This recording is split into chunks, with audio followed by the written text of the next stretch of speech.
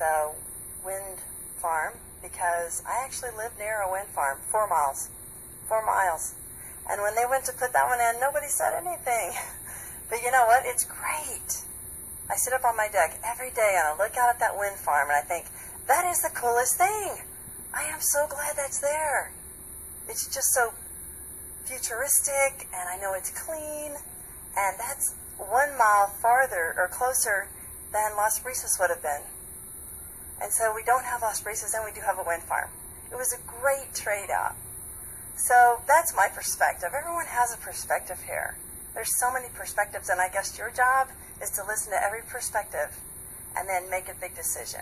And I respect that. So your job is not easy in this.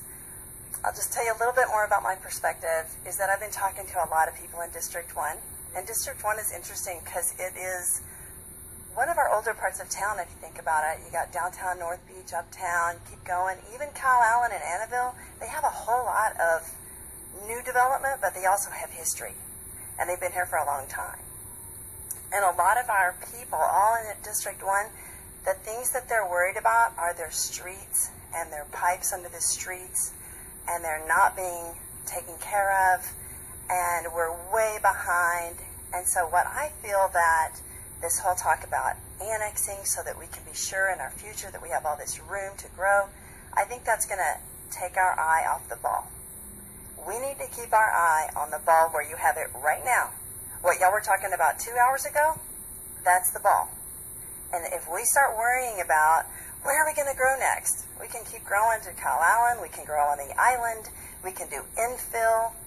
I think that the message that we would be sending when we talk about, hey, private landowner, you can't do what you want to do because we want to do something else.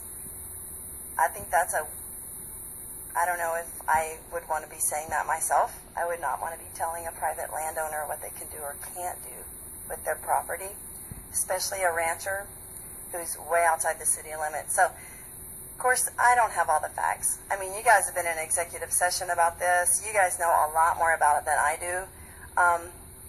I thought it was interesting that Apex said that he hadn't really had a whole lot of discussion with you, and it seems like that would be the first person to talk to, and the Chapman Ranch people. So it was really nice for them to come today and give their perspective, and I would recommend that the council listen a lot more to what they're saying, and maybe a little bit less to the developers and the people that are trying to push this thing forwards. At least give it equal play.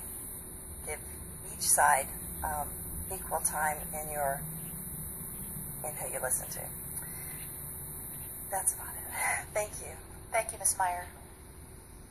Mr. Brazelton.